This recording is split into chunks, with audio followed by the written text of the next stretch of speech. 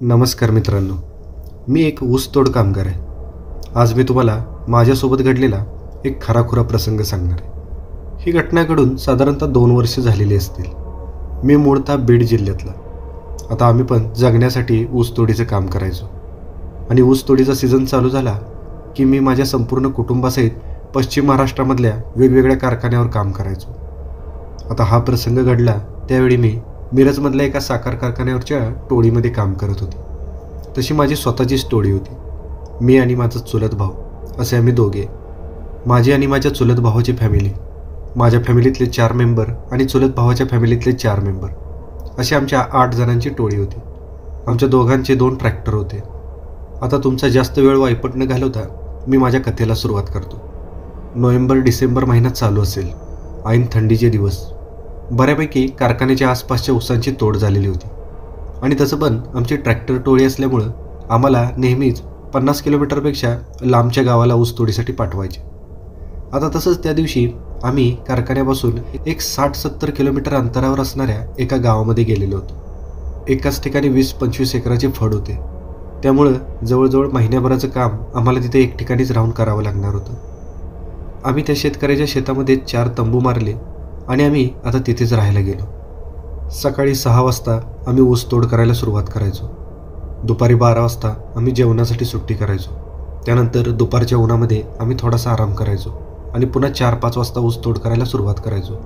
तिथून पुढं आम्हाला ऊसाची सगळी तोड पूर्ण करून ट्रॅक्टर भरेपर्यंत रात्रीचे 8-9 वाजायचे आणि 8-9 वाजता मी आणि माझा चुलत भाऊ आम्ही दोघेजण आपापले ट्रॅक्टर घेऊन कारखान्याच्या दिशेने निघायचो. कारखाना पण त्या जागेपासून बराचसा लांब होता. त्यामुळं आम्हाला घरापासून कारखान्यावर पोचायला 4 ते 5 तासाचा वेळ लागायचा. आता त्या दिवशीचा दिवस मला एकदम चांगला आठवतो. शनिवारचा दिवस होता तो. त्या दिवशी अमावस्या होती आणि सकाळीच मला बायकोनं सांगितलेलं होतं की आज अमावस्या आहे, काम व्यवस्थित जपून करा, संध्याकाळी ट्रॅक्टर वगैरे चालवताना काळजी घ्या. त्यामुळे दिवसभर आम्ही खूपच काळजीने कामं केली. पण म्हणतात ना, वेळ आली की जे घडायचं ते घडूनच जातं आणि तसंच काहीचं त्या दिवशी माझ्या बाबतीत घडलं. नेहमीप्रमाणे रात्री 8-9 वाजता आम्ही आमचा ट्रॅक्टर भरला. माझ्या चुलत भावाचा ट्रॅक्टर थोडासा शेताच्या बाहेरच्या बाजूला होता, पण माझा ट्रॅक्टर मात्र शेताच्या मधोमध होता. पहिल्यांदा चुलत भावाने त्याचा ट्रॅक्टर काढला, पण आता जसं जसं आम्ही ऊस तोडत तोडत पुढं जात होतो तसं तसं त्या मालकाचं शेत थोडंसं ओललं होतं. कसा तरी माझ्या चुलत भावाचा ट्रॅक्टर शेतातून बाहेर निघाला, पण माझा ट्रॅक्टर मात्र शेताच्या एकदम मधोमध असल्यामुळं तो काही केल्या बाहेरच निघत नव्हता. मी माझ्या ट्रॅक्टरची सगळी ताकद लावली, पण ट्रॅक्टर मात्र बाहेर निघायचं नाव घेत नव्हतं. त्यानंतर माझ्या चुलत भावाने त्याचा पण ट्रॅक्टर आणून माझ्या ट्रॅक्टरबरोबर जोडला आणि आम्ही बराचसा प्रयत्न केला. पण जवळजवळ तास-दीड तासाचा प्रयत्न करून पण माझ्या ट्रॅक्टरची ऊसाची ट्रॉली मात्र हलायचं नावसुद्धा घेत नव्हती. शेवटी त्या शेतमालकाला आम्ही JCB आणायला सांगितलं. अर्ध्या-पाऊण तासातच JCB तिथं आला आणि बरेचसे प्रयत्न केल्यानंतर जवळजवळ रात्री 12 वाजता माझा ट्रॅक्टर ते शेतातून बाहेर निघाला. आधीच खूप उशीर झालेला होता, त्यामुळे आता थांबायला अजिबात टाईम नव्हता आणि माझा चुलत भाऊ पण मगाशीच पुढं निघून गेलेला होता. तसं मी पटकन घरात त्या माणसांना सांगून माझा ट्रॅक्टर स्टार्ट केला आणि मी छोट्या डांबरी रस्त्याला लागलो. एक 4-5 किलोमीटरचं अंतर पुढे गेल्यानंतर एक मोठा हायवे लागला. मी त्या हायवेने डाव्या बाजूला माझा ट्रॅक्टर वळवला, कारण तिकडेच तो कारखाना होता. आधीच उशीर झाल्यामुळं मी जरा जादाच वेगाने माझा ट्रॅक्टर चालवायला लागलो आणि त्यातच गडबडीने घरातून निघाल्यामुळं मी माझा स्वेटर आणि मफलर घ्यायला विसरलो होतो आणि रात्रीची थंडी भयानक वाढलेली होती. त्यामुळं मला खूपच थंडी वाजायला लागली आणि लेट झाल्यामुळं ट्रॅक्टर पळवण्याच्या नादात मी मात्र चांगलाच गारटून गेलो. पण एक तास-दीड तासाने माझी तब्येत अचानक बिघडायला लागली. ते थंड वारं माझ्या कानात शिरल्यामुळं माझ्या अंगामध्ये चांगलीच थंडी भरली. हातपाय थरथर कापायला लागले. दोन्ही हात थंडीमुळे चांगलेच बधिर झालेले होते. माझ्या हाताची बोटं पण नीट वळेनाशी झाली आणि त्यावेळी मला जाणवलं की आत्ता इथून पुढं ट्रॅक्टर चालवणं मला शक्य नाही. तरी पण मी ट्रॅक्टरचा स्पीड थोडासा कमी केला आणि रस्त्याच्या आजूबाजूला बघत चाललो. रस्त्याच्या आजूबाजूला घरं तर दिसतच नव्हती. आता मी थोडंसं पुढं गेलो असेल तसं मला रस्त्याच्या बाजूला एक शेकोटी पेटलेली दिसली.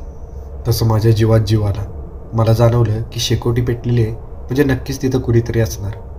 मी आता माझा ट्रॅक्टर रस्त्याच्या कडेला घेतला आणि थांबवला. ट्रॅक्टरमधून खाली उतरून मी त्या शेकोटीच्या दिशेने पळायला लागलो आणि 2च मिनिटात मी त्या शेकोटीजवळ जाऊन पोचलो. तर त्यावेळी त्या शेकोटीच्या बाजूला एक म्हातारा माणूस शेकत बसलेला होता. अंगावर काळी रग पांघरलेली होती.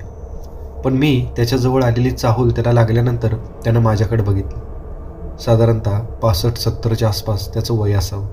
डोक्यावरची केस आणि दाढी पण बऱ्यापैकी पिकलेली होती. आता तो माणूस तिथं बसलाय म्हणल्यानंतर मी इकडं तिकडं माझी नजर फिरवली. त्यावेळी त्या माणसापासून एक 10-15 फुटाच्या अंतरावर मला एक छोटासा तंबू दिसला. आता मला बघून त्या म्हाताऱ्या माणसानं मला विचारलं, काय रे पोरा, काय पाहिजे तुला आणि एकटाच कुठं फिरायला लागलाय? तसं मी त्या म्हाताऱ्याला म्हणालो, अहो मामा, मी ऊस तोडीवाला आहे. ट्रॅक्टर घेऊन कारखान्यावर चाललो होतो, पण येताना गडबडीत माझं स्वेटर आणि मफलर आणायचं विसरलो. थंडी खूपच वाजायला लागली आणि त्यातच तुमची शेकोटी मला इथं दिसली, म्हणून इथं शेकायला हवं. तसा तो म्हातारा गालात हसला आणि मला म्हणाला, बरं आहे, बस इथं माझ्या पुढं आणि शेक जरा. तसं मी त्या शेकोटी पुढं बसलो आणि मी माझे तळहात तळपाय त्या शेकोटीवर शेकायला लागलो. आणि त्या शेकोटी पुढं बसल्यावर मला खरंच बरं वाटायला लागलं. आता शेकता शेकता त्या म्हाताऱ्याच्या आणि माझ्या बऱ्याचशा गप्पा चाललेल्या होत्या. त्यावेळी मी त्या म्हाताऱ्याला पण विचारलं, मामा, पण तुम्ही एवढ्या रात्री इथं काय करताय? तसं तो म्हातारा मला म्हणाला, अरे बाबा, मला तर आता कोण सांभाळतंय? इथं माझं थोडंसं शेत आहे. मला काम केल्याशिवाय गत्यंतर नाही.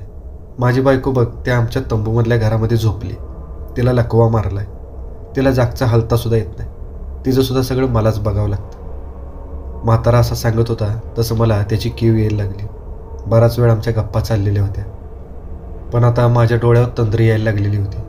दिवसभर खूपच कंटाळा आलेला होता. त्यामुळं मला वाटायला लागलं की आता 1-2 तासाची झोप काढूनच पुढं जावं. म्हणून मी त्या म्हाताऱ्याला म्हणालो, मी इथे 1 तासभर पडू का? डोळे एकदम कचाकच झाकायला लागलेत बघा. तसा तो म्हातारा म्हणाला, अरे इथं बाहेर कशाला झोपतोयस? तिथं आपल्या तंबूमध्ये जा की.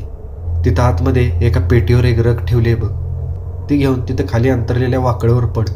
मी जरा अजून थोडा वेळ इथं बाहेर शेकत बसतो. तसं मला आता त्या म्हाताऱ्याच्या परस्पर त्याच्या घरामध्ये झोपायचं म्हणल्यानंतर थोडं अवघडल्यासारखं वाटलं. पण परिस्थितीच अशी होती की मी त्यावेळी कोणत्याही विचार करण्याच्या मनस्थितीत नव्हतो. थोडा वेळ विचार करून मी लगेच उठलो आणि त्याच्या तंबूमध्ये शिरलो. त्याच्या तंबूमध्ये एक मिनमिनता दिवा होता. मध्यभागी एक छोटीशी खाट होती आणि त्या खाटेवर एक म्हातारी झोपलेली होती. तिच्याकडे बघून ती खूपच अशक्त वाटत होती. तिच्या अंगामध्ये फक्त हाडच शिल्लक राहिलेली होती आणि श्वास घेताना तिच्या गळ्यातून सारखा घरघर घरघर असा आवाज यायचा. कदाचित तिला दम्याचा वगैरे त्रास पण असावा. डोक्यावर 4च केस शिल्लक राहिलेली होती. तसं मी तंबूत गेलेल्या आवाजानं ती जागी झाली आणि तिनं आपले डोळे उघडले. पडदा आलेल्या डोळ्यानं ती माझ्याकडे बघायला लागली, पण ती मला काहीच बोलली नाही. कदाचित तिला मी दिसलो पण नसेल. मी आता इकडे तिकडे बघायला लागलो तसं मला तिच्या बाजेच्या बाजूला एक वाकड अंतरलेली दिसली. कदाचित बाहेर त्या शेकोटीजवळ बसलेल्या म्हाताऱ्याचीच ती वाकड असावी. मी त्या वाकडेवर माझं अंग टाकलं तसं मला बरं वाटायला लागलं आणि त्या वाकडेच्या बाजूला पेटीवरच एक रग ठेवलेली होती. मी ती रग माझ्या अंगावर ओढून घेतली. तसं मला थोडंसं बरं वाटायला लागलं आणि त्या उभाऱ्यामुळं मला लगेच झोप लागली. आणि त्यानंतर मी बराच वेळ तिथंच झोपून राहिलो. पण पुन्हा मला जाग आली ती कसल्या तरी विचित्र आवाजानं, जसं की कुणीतरी विवळत असावं, कुणीतरी कणत असावं. तसा मी दचकलो आणि मी जाग्यावर उठून बसलो आणि मी इकडे तिकडे बघायला लागलो तर घरातला दिवा पण आता विझलेला होता. मी माझ्या खिशातला मोबाईल चापचून बाहेर काढला आणि माझ्या मोबाईलचा टॉर्च ऑन केला आणि मी उठून त्या खाटेवर बघायला लागलो जिथं ती म्हातारी झोपलेली होती. माझ्या मनात असा अंदाज होता की ती म्हातारीच कदाचित विवळत असेल म्हणून. पण मी ज्यावेळी त्या बेडवर बघितलं त्यावेळी त्या बेडवर ती म्हातारी नव्हती. तसं मला एक धक्काच बसला, कारण म्हातारीला तर लकवा मारलेला होता. मग म्हातारी अर्ध्या रात्री कशी काय उठून गेली असेल? आणि ही गोष्ट त्या म्हाताऱ्याला सांगावं म्हणून मी आता घराच्या चौकटीतून बाहेर पडायला लागलो. आणि मी त्या घराच्या चौकटीतून जसं माझं पाऊल बाहेर टाकलं तसं बाहेरचं दृश्य बघून माझ्या पायाखालची जमीनच सरकली. बाहेर तो म्हातारा आणि ती घरातली म्हातारी हे दोघेजण ते शेकोटीच्या भोवतणी एकदम गोलाकार फिरत होते आणि फिरता फिरता त्या दोघांच्या तोंडातून विचित्र उच्चार बाहेर पडायला लागलेले होते. ते उच्चार, ते शब्द काय होतं ते मला कळत नव्हतं, पण ते खूपच भयानक होतं. ते चित्र बघून मला खूपच धक्का बसला. माझे हातपाय गळाले.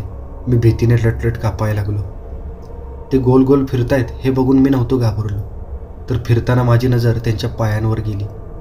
त्यावेळी मला असं दिसलं की त्या दोघांचे पाय जमिनीला अजिबात टच होत नव्हते. ते दोघेजण हवेमध्ये तरंगत त्या शेकोटीच्या भोवती गोलाकार फिरत होते. हे दृश्य बघून माझ्या लक्षात आलं की हे प्रकरण काहीतरी वेगळंच आहे. पण माझं नशीब चांगलं होतं की त्या दोघांचं माझ्याकडे अजिबात लक्ष नव्हतं. मी आता हळूच त्या घराच्या चौकटीतून बाहेर पडलो आणि घराच्या कोपऱ्याने मी त्या कच्च्या रस्त्याला लागलो. तरातरा पावलं टाकत किंवा पळतच म्हणा, मी पुन्हा माझ्या ट्रॅक्टरच्या दिशेने चाललेलो होतो. जाताना मी बऱ्याच वेळा त्यांच्याकडे वळून बघितलं होतं. ते दोघेजण अजून पण त्या शेकोटीच्या भोवती गोलाकार तरंगत फिरत होते. माझी मात्र भीतीने चांगलीच बोबडी वळलेली होती. मी आता पटकन जाऊन माझ्या ट्रॅक्टरमध्ये बसलो आणि ट्रॅक्टर स्टार्ट केला आणि मी माझा ट्रॅक्टर घेऊन पुढं चाललो. थोडा वेळ पुढे गेल्यानंतर माझ्या जीवात जीव आला आणि मी सुटकेचा निश्वास सोडला. तरी पण माझं अंग अजून थरथर कापतच होतं. मनातली भीती काहीच केल्या कमी होत नव्हती. तेवढ्यात मला असं जाणवलं की माझ्या ट्रॅक्टरच्या टपावर कोणीतरी बसलेलं आहे. पुन्हा एक भीतीची लहर माझ्या सर्वांगातून दौडत गेली. एका क्षणाला मला वाटलं की एखादं माकड किंवा एखादा वानर वगैरे माझ्या ट्रॅक्टरच्या टपावर बसलेला असेल. पण पुढच्या क्षणाला माझ्या ट्रॅक्टरच्या टपावरून 4 पाय खाली लोंबकळायला लागले. त्यातले 2 पाय पुरुषाचे होते आणि 2 स्त्रीचे, कारण स्त्रीच्या दोन्ही पायांमध्ये 2 पैंजणं होती. तसा मी पुन्हा एकदा जोरजोराने किंचाळायला लागलो आणि मी माझ्या ट्रॅक्टरच्या डिक्कीमध्ये ठेवलेला हनुमानाचा फोटो बाहेर काढला आणि मी जोरजोराने हनुमानाचं नाव घ्यायला लागलो आणि मी पुन्हा एकदा भीतच ट्रॅक्टरच्या समोर नजर टाकली. त्यावेळी माझ्या ट्रॅक्टरच्या टपावरून लोंबकळणारे ते दोन्ही पाय गायब झालेले होते. टप पण एकदम मोकळा दिसत होता. मी पुन्हा तो हनुमानाचा फोटो माझ्या हातातून सोडलाच नाही आणि मी भीतच माझा ट्रॅक्टर तुफान वेगाने कारखान्याच्या दिशेने पळवायला लागलो. आणि 1-1.5 तासानंतर मी पुन्हा कारखान्यावर जाऊन पोचलो. माझा भाऊ माझी वाट बघत उभाच होता. माझा ट्रॅक्टर आला की तो माझ्या जवळ आला, पण माझी अवस्था खूपच विचित्र झालेली होती. मी फक्त माझ्या भावाला सांगितलं की माझा ट्रॅक्टर नंबरला लाव, मला थोडा वेळ झोपू दे, असं म्हणून मी पटकन तिथून सटकलो. त्यानंतर मी एका कोपऱ्याला जाऊन माझं अंग टाकलं. डोळ्यावर अजून पण झोपच होती. 5-10 मिनिटातच मला डोळा लागला आणि मला एक स्वप्न पडलं. त्या स्वप्नामध्ये मी एका तंबूमध्ये झोपलेलो होतो आणि माझ्या बाजूला 2 प्रेतं ठेवलेली होती आणि त्या दोन्ही प्रेतांवर माझ्या अंगावर जशी रग होती तशाच रगा पांघरलेल्या होत्या. त्यातलं एक प्रेत बाईचं आणि एक प्रेत पुरुषाचं होतं, कारण त्या दोन्ही प्रेतांचे पाय रगेच्या खाली उघडेच होते आणि ते दोन्ही पाय सेम मला ट्रॅक्टरच्या टपावरून आलेल्या पायासारखेच भासत होते. तसा मी दचकून पुन्हा जागा झालो. मला कळतच नव्हतं की या सगळ्या गोष्टी माझा पिच्छा का सोडत नाहीत. आणि त्यावेळी माझ्या लक्षात आलं की त्या घरामध्ये मी जी रग माझ्या अंगावर पांघरण्यासाठी घेतलेली होती ती अजून पण माझ्यासोबतच होती. पण गडबडीमध्ये माझ्या ते लक्षात आलेलं नव्हतं आणि मी तीच रग पांघरून ट्रॅक्टर इथपर्यंत घेऊन आलेलो होतो. तसं माझ्या लक्षात आलं की त्या कपड्यामध्ये सुद्धा त्यांचा जीव गुंतलेला असावा. मी पटकन ती रग एका बाजूला फेकून दिली. तोपर्यंत दिवस चांगलाच उजाडायला लागलेला होता. तसं मला थोडंसं हायसं वाटलं. ट्रॅक्टर खाली झाल्यानंतर मी आणि माझा भाऊ आम्ही दोघे पण आपापले ट्रॅक्टर घेऊन पुन्हा आमच्या टोळीकडे निघालेलो होतो. आणि त्यावेळी माझ्या मनात जाताना विचार आला की त्या माणसाची जी रग आपण इथं आणलेली होती ती आता जाताना त्या तंबूजवळच फेकून जावी. असा विचार करून मी ती रग पटकन पळत जाऊन आणली आणि माझ्या ट्रॅक्टरमध्ये ठेवली.